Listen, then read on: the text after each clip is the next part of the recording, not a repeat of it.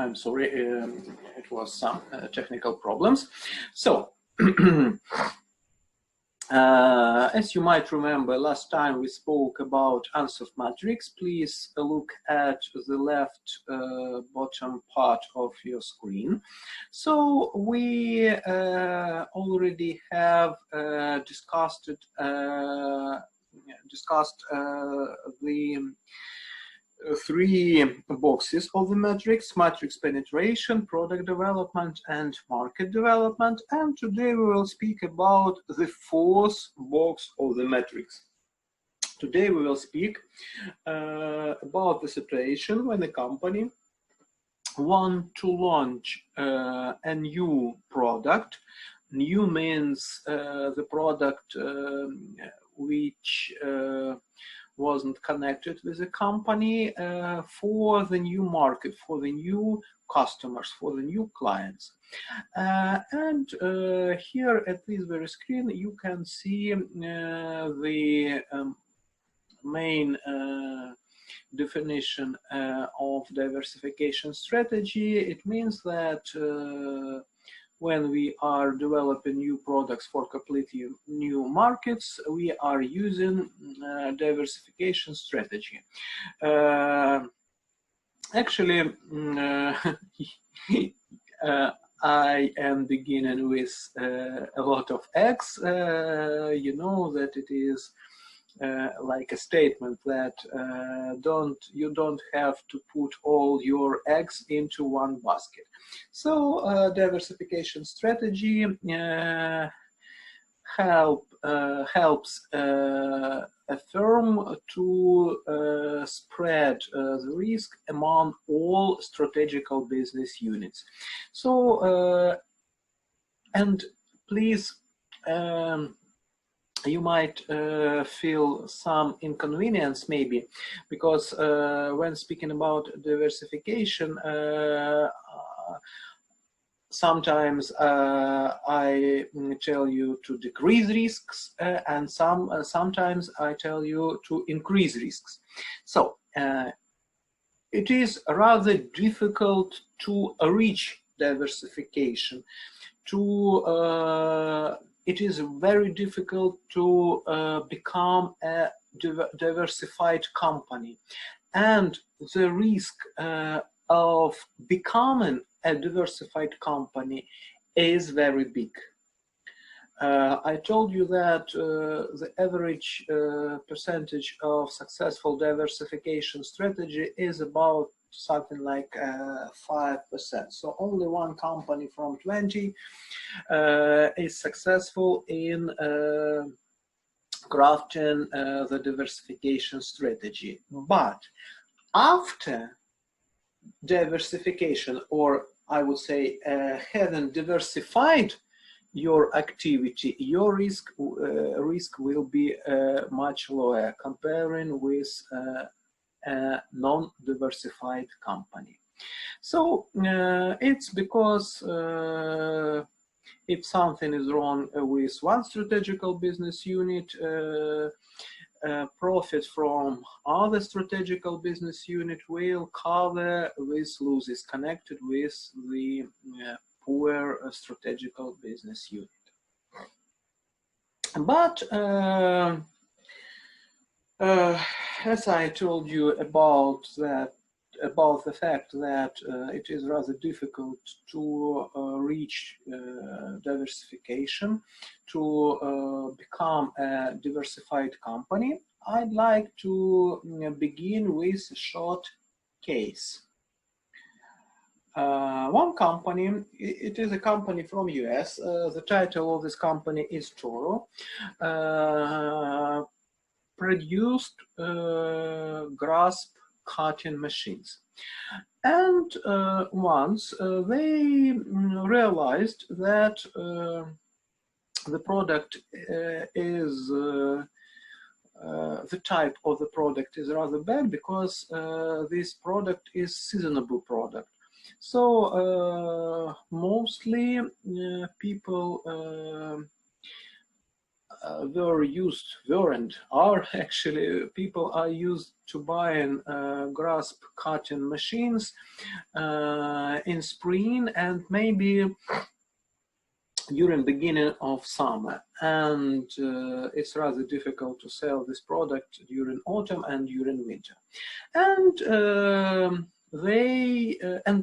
the quality of these machines was very good, and customers really loved this brand, and they decided to become a diversified company with the help of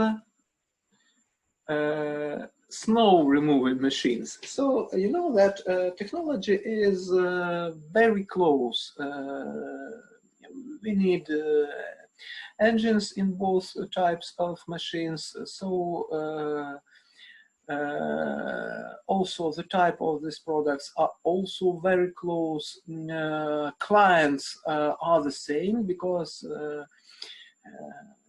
you can use grasp cutting machine in winter and snow removing machine, sorry, a grass cutting machine in spring and in some, shame on me, it was my mistake, and snow removing machine in winter. But it looks perfect. Do you agree with me? You must agree with me. It looks perfect. But the company had a lot of problems. Why? What do you think?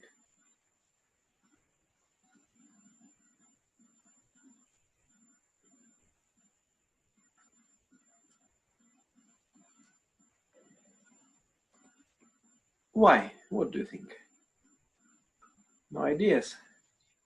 You can switch on your microphone and answer to this question.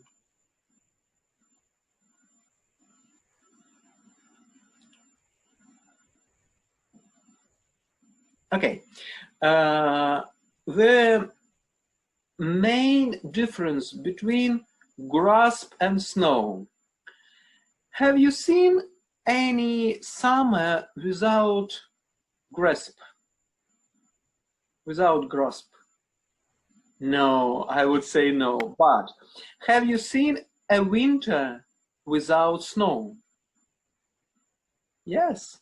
For example, last winter was a winter without snow, because I remember it exactly, because okay, about some my personal activities, there were only 3 days with snow last winter. So and people didn't want to buy it, and they decided to wait for the second year, but the second year was also without snow, and the company became bankrupt. The next year was very year with a lot of snow, but generally it wasn't interesting for a company, because it wasn't the company. The company didn't exist. So it is an example that to become a diversified company is rather big deal. And today we will speak about some directions of diversification, some types of diversification, and some things connected with diversification.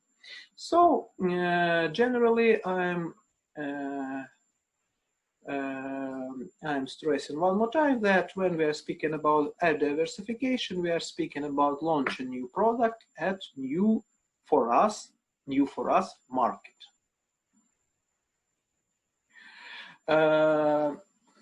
And I told you that if you are a diversified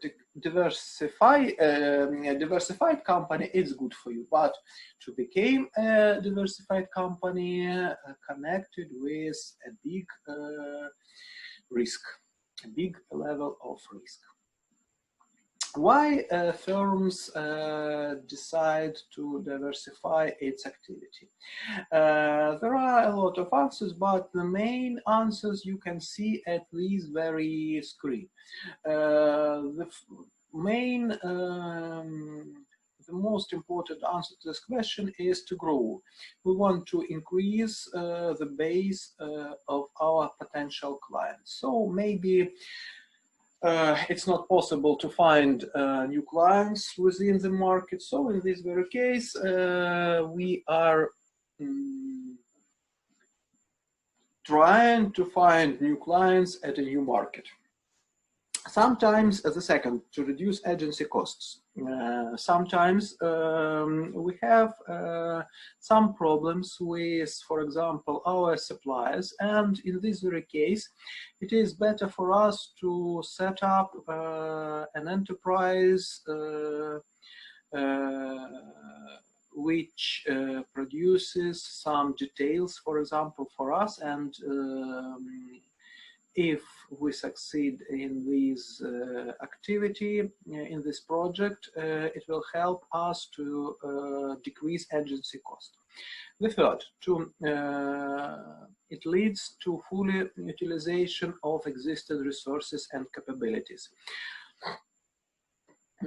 For example, you have some extra capabilities which is not possible to use within your present activity. For example, I don't know, you have some equipment and you are using this equipment only 50% of time. So maybe if you find another way of activity, another way to use this equipment, it will help you to increase your profitability because you don't have to buy this equipment. It is existent, you know. So in this very case, you just you will lose this equipment. Next, to escape from unattractive industry environments. For example, if you feel that your industry is rather, how to say, you'd better to move out from the industry is unattractive, you may invest into another industries. As an example, I can take Philip Morris company. You know, this company is rather big tobacco company, and they, after having understood that it's not a good decision to invest in tobacco business because in all over the world people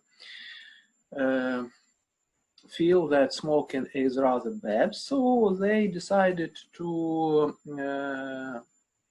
shift their investments into, for example, business connected with food. And to make use of surplus cash flows, it is connected with synergy effect.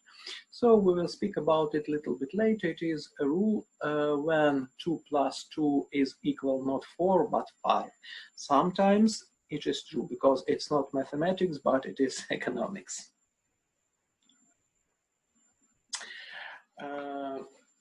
Today we will speak about classifications of diversification. Generally, the main purpose of speaking about these very classifications is not to ask you, please classify company to this or this type of diversification. The reason of speaking about this classification is the same as unsolved matrix. So I hope it will help you to create a diversification strategy for your company. So maybe somebody, for somebody it is rather obvious how to find a diversification strategy for your company, but sometimes it's not very obvious. So in this very case, you can use this classification as a tip. So according to the first classification, we can divide all types of diversification into full diversification, backward diversification, and forward diversification.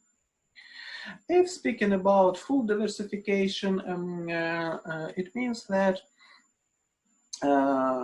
we want to launch a new business which is not connected with our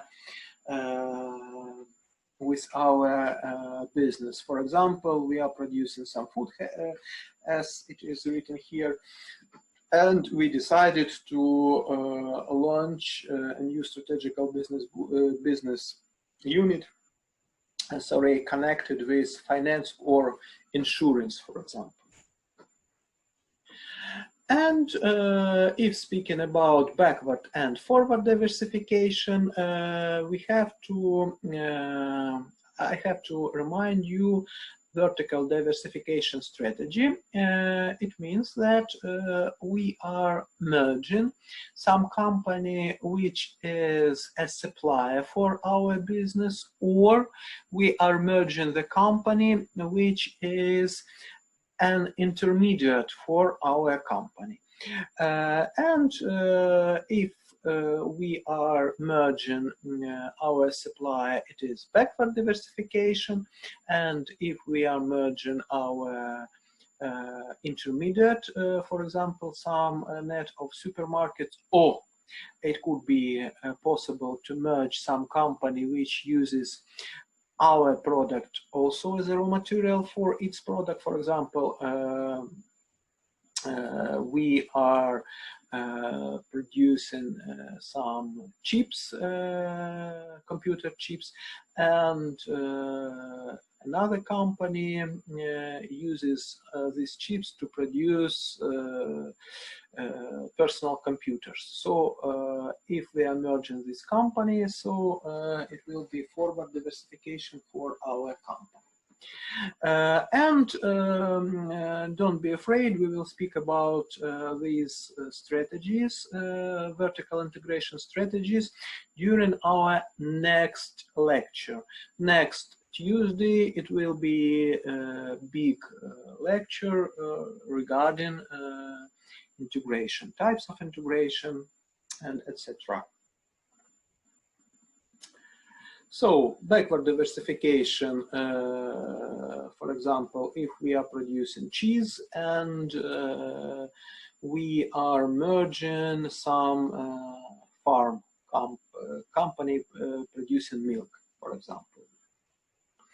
And forward diversification, another example of forward diversification, if we are producing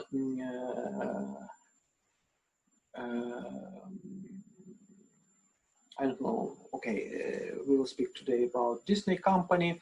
So Disney company also has an internet site, and they are selling their products not only via intermediaries, but also directly to customers using internet service. It is a type of forward diversification. Second classification of diversification strategy defines four types of diversification as horizontal, vertical, concentric, and heterogeneous or conglomerate diversification. Three first types of diversification, I would say these diversification, these types are connected with our present activity, somehow connected. We will speak how.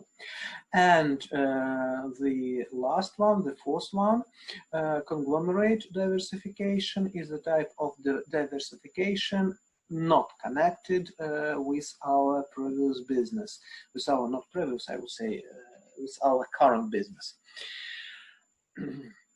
So when we are speaking about horizontal diversification, we are speaking that we have some customers, and it is possible to satisfy needs of these very group of customers. For example, if we have a petroleum station, we are selling fuel for our customers, it is possible, and you know that more than half fuel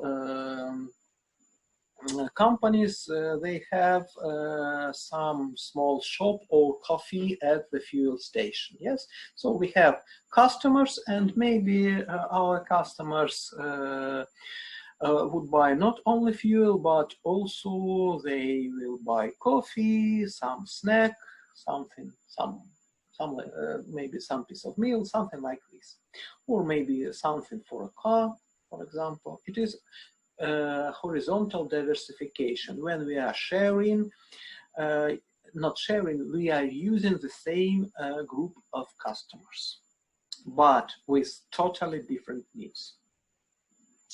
Vertical diversification, it is connected with the previous classification. It is when we are merging or launching some enterprise connected with production of raw materials which we need, or we are merging some company which use our details, our products as a raw material for them.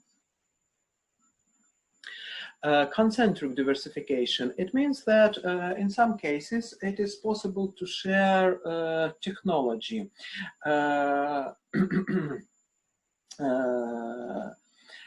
For example, Kharkov turbina factory, when it was Soviet Union, they organized the production of kitchen knives.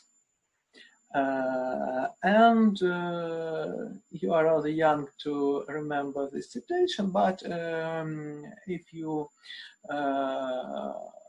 if you were born in Kharkov, you can ask your parents, and your parents will prove my words that when it was Soviet Union, it was the best quality knives produced by Kharkov turbina factory. They have a rather big instrument shop at this factory, and they have a big volume of waste metal, and they used this equipment, this technology to produce it. So they used not clients, they used not, it wasn't vertical or vertical, also diversification, we didn't use our like previous producers of previous details, but we used the technology, the same technology. And the fourth, the last but not least type of diversification, conglomerate or heterogeneous diversification, means that we are producing the product which is not connected with our previous activity. As an example, I could set you, okay, let's speak about Procter & Gamble company. Once the head of some department of the company, shame on me, I don't remember the name of his name, he was crazy about potato chips, and usually he was very disappointed about the fact that in every pack of chips, it was a big percent of broken chips, and they decided to produce the best potato chips. And now you know that trademark potato chips Pringles is very popular. So all other types of activity or strategical business units are somehow connected. We could say somehow connected. So they are producing hygiene product or product for washing, for example. Yes, some soap, washing powder, toothpaste, toothsticks, some, okay, let it be like hygiene products, and potato chips. It's not connected, totally not connected. So it is the example of conglomerate diversification. And you might know that in 2005 they merged, I mean, Procter & Gamble company, they merged Duracell company, and now they are owners of Duracell and Gillette trademarks. Also, it is an example of conglomerate diversification. And the third classification divide all types of diversification into related diversification, somehow related, and unrelated diversification.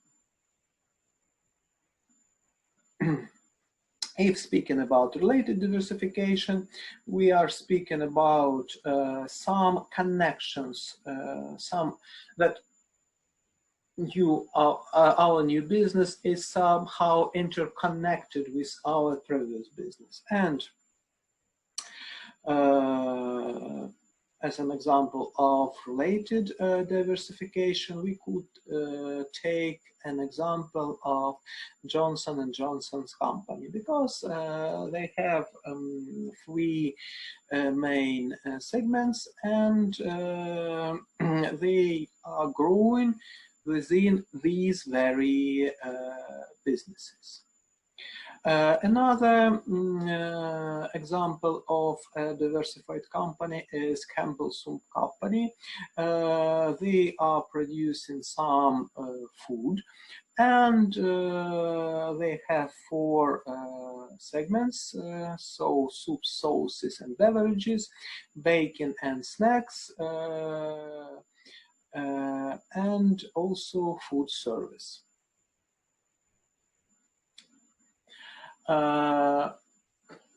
What could be shared within a related diversification?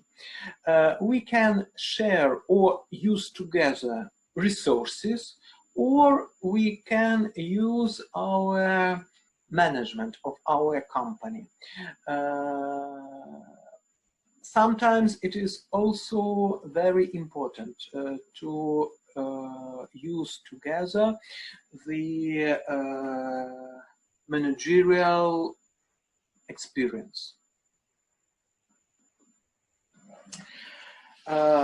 When our company has a related type of diversification, we are speaking about a low risk of our company, because if we know something about a new product, if we know something about our clients, if we know something about resources, if we know something about technology, it will help us to decrease our risk. In my previous example, when we spoke about this grass cutting machine and snow removing machine, this company didn't know anything about snow removing, and they even didn't think that it might be possible to have a snow or to have a winter without snow. They didn't have experience in this piece of activity. That's why they lost. Sorry. Anyway, related diversification is equal to low risk. I mean, to become a company with related diversification, in this very case, we are speaking with low risk. It's less risky. And if speaking about related diversification, we will have the following advantages. Firstly, we are spreading the risk among all strategical business units. Then we might have some resources and experience within this business. And then if we are using the vertical diversification, it will guarantee the better quality of our products. Then strategic goals can be combined. It means that in one time we can attain objectives within different strategical business units. We can share technologies. We can use economies of scale. How it could be, for example, if we need the same type of raw material, we will buy it in the bigger quantity, sorry, in bigger volumes. And you know the general rule in commercial activity: the more you buy, the lower will be a price per every unit, per every additional unit. That's why the price for raw materials will be lower. And synergy effect, if we have some connections between different strategical business units, at least between two strategical business units, we can find some advantages from these very connections. And we will speak in 3 lectures in November. We will speak about the synergy effect. So I will show you with the help of some formulas how to calculate this extra activity, how it is possible to use the rule 2 plus 2 equal not 4 but 5. We'll speak about it. Okay, I see that the time of my webinar is almost over, so I'm stopping this webinar, and please enter the second part of our webinar after the break in 5 or 6 minutes. Please use the same invitation.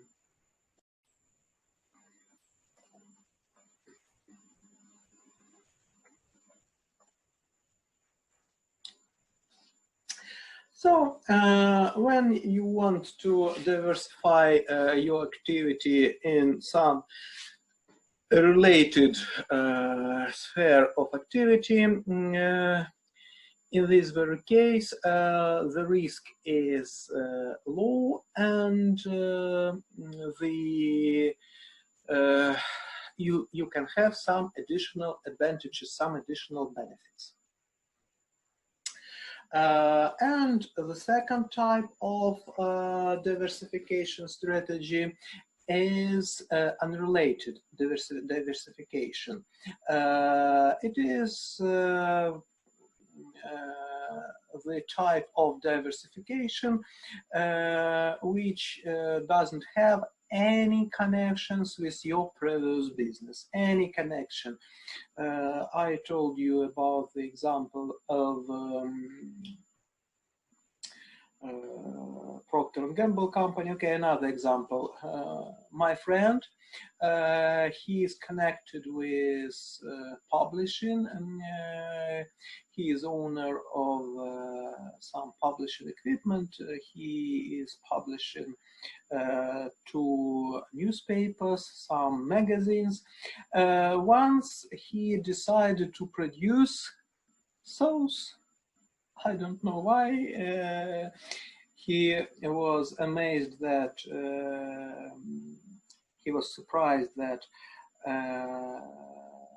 to produce sauce you just need the tomato paste and water and some spices, so he decided to produce it. This activity doesn't have any connections with his previous activities.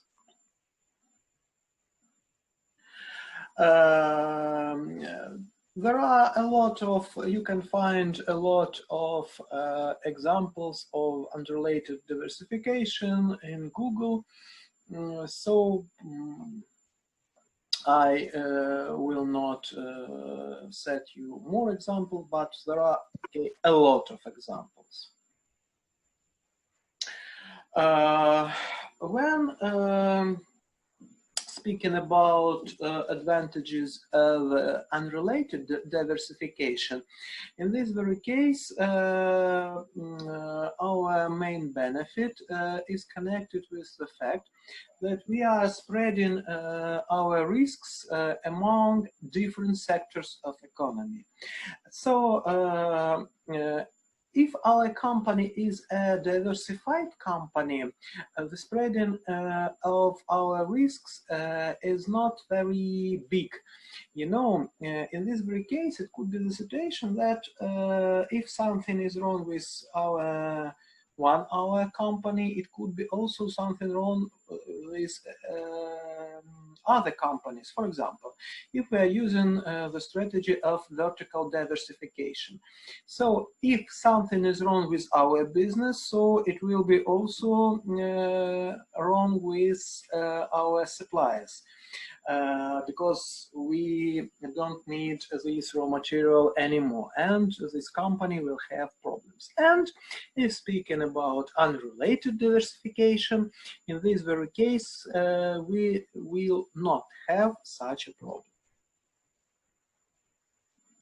But usually it is rather difficult to reach this type of diversification, to become company with very big rate of unrelated diversification, because it is rather difficult to manage this big company, to control everything, and also it's rather difficult to support all strategical business units with all types of resources, financial, human resources, etc.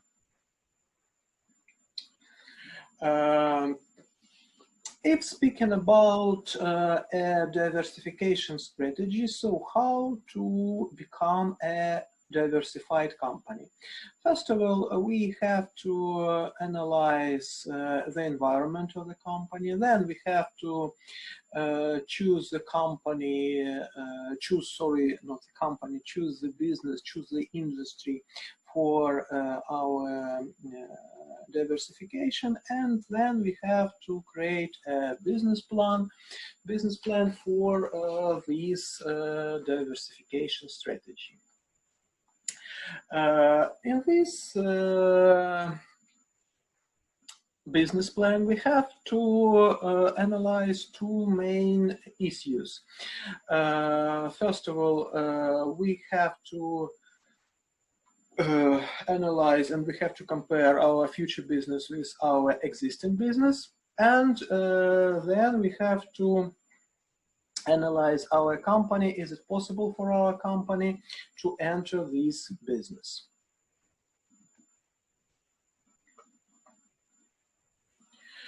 And there are a lot of companies with diversification. I would say the next, after Procter & Gamble, biggest diversified company is Walt Disney Company. They have movies department or strategical business units. Strategical business units connected with food, connected with clothes, connected with distributing, so they do have a lot of strategical business units. Okay, the next company is Canon, but actually I wouldn't even try to name all diversified company, because there are a lot of companies, believe me. So, as an outcome of our today's lecture, we spoke about diversification strategy. So, diversification means that the fact that we are launching a new product for new customers. So, usually to become a diversified company is very difficult, because it is very risky, and generally there are two types of diversification. Related diversification, which means that we have at least some connection with our current business, and unrelated diversification, it means that we don't have any connections with our current business. And your next task will be, it will be said by Alessia Nikolaevna, but generally you have to find new ways for the diversification for the company which was taken as an object of your research. Thank you for watching. Do you have any questions? No, thank you. No, thank you. Okay, thank you. As usual, this video, you can find this video in YouTube, and it is possible to watch it one more time. And all the presentations will be also uploaded to our folder. And you might, I think you already have found, but in our folder there are books connected with our course. See you. Bye bye. Thank you. Bye. Thank you. Thank you. Bye.